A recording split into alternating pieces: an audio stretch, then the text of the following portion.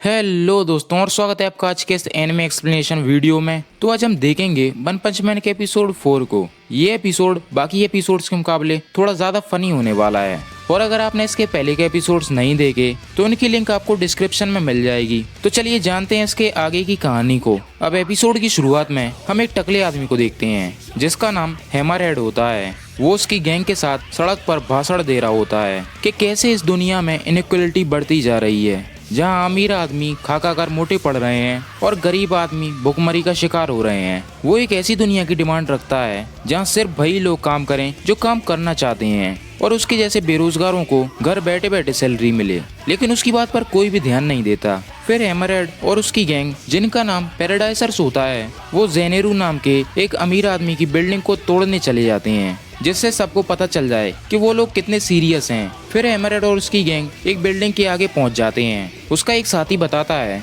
कि ये पूरी बिल्डिंग जेनेरू की है। फिर हैमरहेड गुस्से से कहता है, ऐसा हो ही नहीं सकता कि उसने इतना सारा पैसा लीगली कमाया हो। फिर हैमरहेड उस बिल्डिंग को गिराने का ऑर्डर देता है।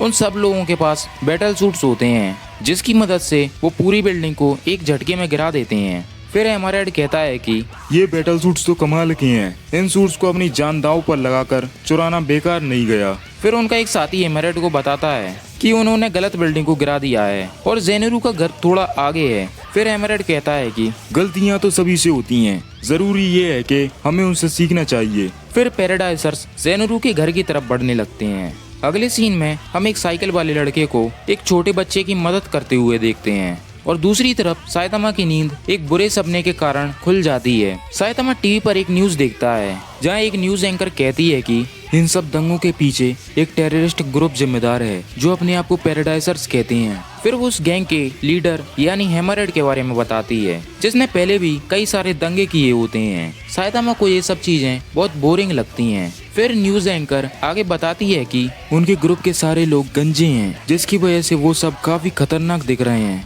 इसलिए आप सबको सलाह दी जाती है कि जो भी किसी गंजे को सड़क पर देखे वो वहाँ से तुरंत भाग जाए। ये देखकर साइतामा कहता है कि हद है, उन्होंने मेरा लुक चुरा लिया। फिर साइतामा सूट पहनते हुए बोलता है कि मैंने हीरो बनने के लिए इतना वक्त लगाया, पर ये अगर ऐसे ही करते रहे तो लोग मुझे भी विलेन समझेंगे। दूसरी तरफ शहर में मिलिट्री आ जाती है लेकिन वो भी उनका कुछ नहीं बिगाड़ पाती। फिर वहाँ पर वही साइकिल वाला लड़का आ जाता है। असल में ये एक ऐसा सुपर हीरो है जिसके पास कोई सुपर पावर नहीं होती और इसका नाम मूमेन राइडर होता है, जिसकी वजह से ये बुरी तरह पिट जाता है। फिर हम उसी अमीर आदमी यानी जेनेरू को देखते हैं जिसके पीछे पैराडाइजर्स पड़े होते हैं। उसका बटलर कहता है कि आपको यहाँ से भाग जाना चाहिए, लेकिन वो ऐसा नहीं करता क्योंकि भागने से उसकी रेपुटेशन खराब हो सकती है। तभी वहाँ खिड़की पर बैठा हुआ जेनेरू का बॉडीगार्ड जिसका नाम स्पीड ओ साउंड सोनिक होता है और फिर वो कहता है कि तुम्हें भागने की जरूरत नहीं है, उन सब लोगों को तो मैं ही संभाल लूंगा। तभी हम देखते हैं कि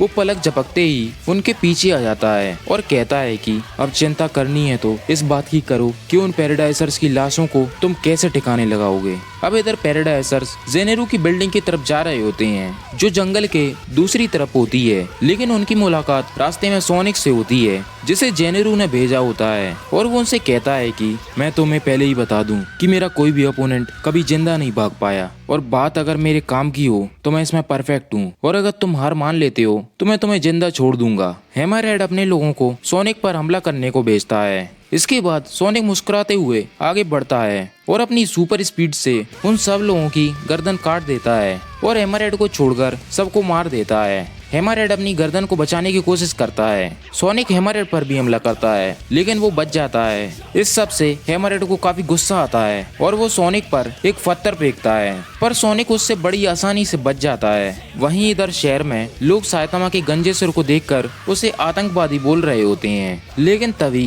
हैमरहेड का फेंका हुआ पत्थर बिल्डिंग के ऊपर जाकर लगता है जिसकी वजह से बिल्डिंग के ऊपर वाला हिस्सा तबाह हो जाता है। अब इधर जंगल में एक के बाद एक पत्थर फेंकता जा रहा होता है पर सोनिक इन सब से बड़े आसानी से बच जाता है। उसके बाद हैमरहेड हंसते हुए सोनिक से कहता है कि तुम जेनेरू के पालतू डॉग हो जिसे उसने पैसों से खरीद लिया है। अब सोनिक समझ जाता है कि हैमरहेड उसे पत्थरों के बीच में फंसाना चाहता है। उसके बाद हैमरहेड सोनिक पर फेंकने के लिए एक पत्थर उठा लेता है। फिर सोनिक हैमरहेड से कहता है कि तुम्हें सच में लगता है कि तुम मेरी स्पीड का मुकाबला कर लोगे? तुम तो सच में एक बेवकूफ हो। उसके बाद सोनिक अपनी सुपर स्पीड से उन पत्थरों के बीच में से हैमरहेड की तरफ बढ़ने लगता है और वो इतना फास्ट होता है कि हैमरहेड भी उसे देख नहीं पाता। हैमरहेड के पास इसका भी इंतजाम होता है। वो एक पेड़ को उखाड़ कर रास्ते में गिरा देता है और कहता है कि अब समझ में आया कि तुम कितने बड़े बेवकूफ हो जो मेरे सामने लड़े। तभी सोनिक हैमरहेड के सर के पीछे कुनाई घुसाकर उसे मार देता है। फिर सोनिक जेनोरू को फोन पर बताता है कि हाँ, उसे मैंने मार दिया है और उसकी बॉडी यहीं पर डली है। लेकिन तभी वो देखता है कि हैमरहेड की बॉडी वहाँ पर नहीं होती। असल में हैमरहेड जंगल में भाग गया होता है और वो जिंदा होता है क्योंकि जिस जगह पर वो कुनाई लगा था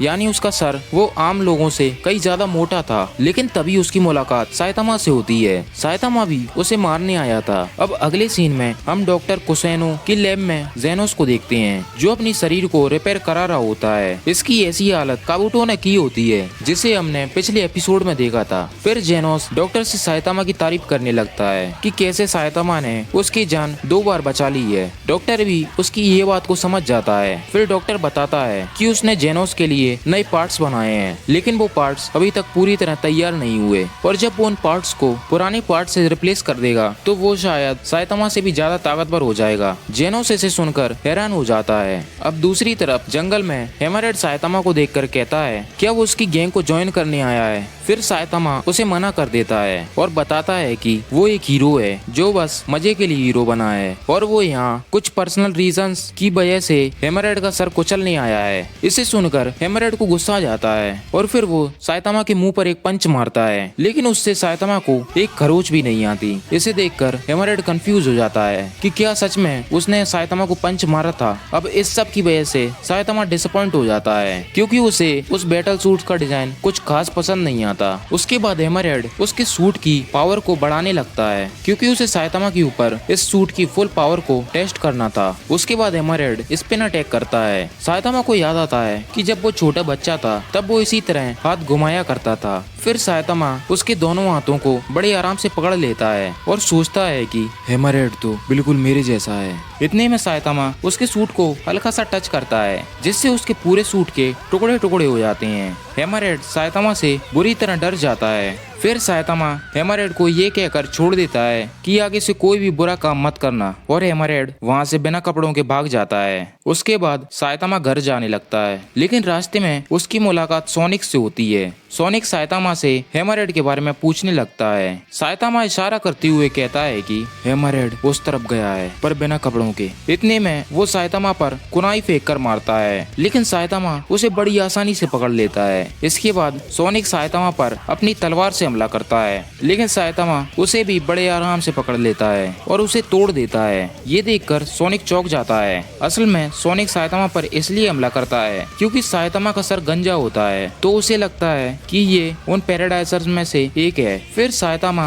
उसे समझाने की कोशिश करता है। देखो मुझे, क्या तुमने कभी उसी हीरो के बारे में नहीं सुना जो सिर्फ मजे के लिए हीरो बना? फिर सोनिक बताता है कि उसने कभी भी ऐसे किसी हीरो के बारे में नहीं सुना। साइतामा ये सुनकर निराश हो जाता है। फिर सोनिक ईविल स्माइल देते हुए कहता है कि अब इससे कोई फर्क नहीं पड़ता क्योंकि तुमने मेरे दोनों हमलों को रोक लिया है। मैं निंजा गांव में पैदा हुआ और मैं बचपन से ही अपनी टेक्निक्स को परफेक्ट कर रहा हूँ लेकिन तुमने इन्हें रोक लिया है इसलिए मैं तुम्हें छोड़ नहीं सकता। साइतामा को उसकी ये बात समझ में नहीं आती। उसके बाद सोनिक अपनी सुपर स्पीड से साइतामा के पीछे आ जाता है। उसके बाद साइतामा कहता है कि मैं तुम्हारी मासूमियत भरी मुस्कुराहट में देख सकता हूँ कि तुम बस अपने मूव्स को मुझ पर ट्राई करना चाहते हो। इधर सोनिक एक ईविल स्माइल दे रहा होता है। उसके बाद सोनिक साउंड की स्पीड से भी तेजी से मूव करने लगता है और फिर सोनिक साइतामा की तरफ बढ़ने लगता है लेकिन साइतामा उसे बड़े आसानी से देख लेता है। सोनिक ये देखकर शॉक हो जाता है और साइतामा के ऊपर अपनी विंड ब्लेड किक का इस्तेमाल करता है। फिर साइतामा उससे भी बच जाता है लेकिन गलती से साइतामा का हाथ सोनिक के अंडों पर जाकर लगता है। फिर साइतामा सोनिक से माफी मांगते हुए कहता है कि ये उसने जानबूझकर नहीं किया और उसे उसके अंडों को फोड़ने से पहले ही रुक जाना चाहिए था। सोनिक को बहुत दर्द हो रहा होता है सोनिक कहता है कि अब जो कि उसे खतरनाक अपोनेंट मिल गया है तो वो तब तक ट्रेनिंग करेगा जब तक कि वो उसे हरा नहीं देता। फिर वो साइतामा से उसका नाम पूछता है और उसके बाद उसे धमकी देने लगता है कि आगे जब भी वो उसे मिलेगा तब वो उसको खत्म कर देगा। उसके बाद साइतामा रात को जेनोस को सोनिक के बारे में बताने लगता है। फिर साइतामा कहता है कि अगर तुम यहाँ क्या कर रहे हो, तुम्हें अभी अपने घर जाना चाहिए। फिर साइतामा उदास होते हुए जेनोस से कहता है कि मुझे एक सीरियस प्रॉब्लम को लेकर बहुत ज्यादा चिंता हो रही है, इसलिए मैं तुम्हारे पैर पड़ता हूँ, तुम यहाँ से चले जाओ। फिर जेनोस साइतामा से उसकी प्रॉब्लम का कारण पूछता है। साइतामा बताता है कि उसे कोई भी नहीं जानता। वो कहता है कि मुझे 3 साल हो गए हीरो बने और मैंने इस समय में कई सारे मॉन्स्टर्स और इविल ऑर्गेनाइजेशंस को हराया है, लेकिन अभी तक तो सबको पता चल जाना चाहिए था कि मैं कौन हूँ। क्या ये अजीब नहीं है कि मेरा कोई फैन क्लब नहीं है? तुम्हें पता है आज उस निंजा ने मुझसे क्या कहा?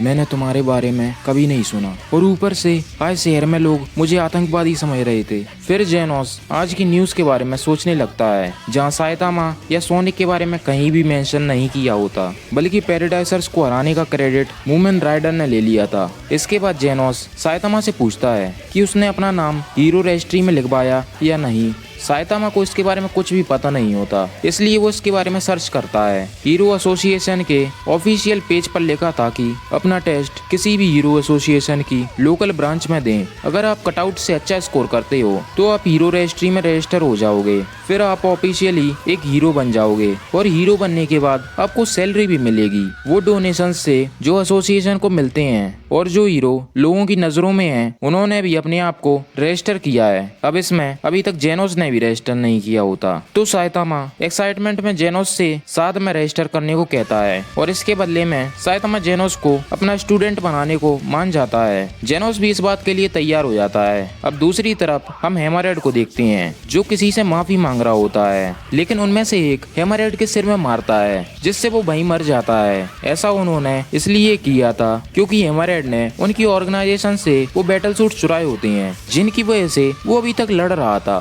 फिर उनमें से एक बताता है कि उन्होंने इसलिए चोरी होने दी जिससे वो इन सूट्स का डाटा कलेक्ट कर सकें, ये देखने के लिए कि ये सूट्स लड़ाई में कैसा परफॉर्म करते हैं। उसके बाद वो हैमरहेड को वहीं पर छोड़कर चले जाते हैं क्योंकि उन्हें लगता है कि हैमरहेड मर चुका है, लेकिन हैमरहेड जिंदा होता है और अपनी मम्मी को शुक्रिया कहता है उसे इतनी मोटी खोपड़ी देने के लिए। फिर साइतामा हीरो टेस्ट एप्लीकेशन को भर देता है और फिर अगले दिन साइतामा और जेनोस हीरो टेस्ट देने के लिए पहुंच जाते हैं और फिर ये एपिसोड यहीं पर खत्म हो जाता है। इसका अगला एपिसोड तो और भी कमाल का होने वाला है क्योंकि उसके अंदर हमें साइतामा और जेनोस की फाइट देखने को मिलेगी और वो एपिसोड इसके पिछले एपिसोड से भी मजेदार होने वाला है। तो उस एपिसोड को बिल्कुल भी मिस ना करने के लिए इस चैनल को सब्सक्राइब जरूर करें। तब तक के लिए आप इस वीडियो को लाइक और कमेंट में इसका फेवरेट पार्ट जरूर लिखें। तो मिलते हैं इसके अगले एपिसोड में।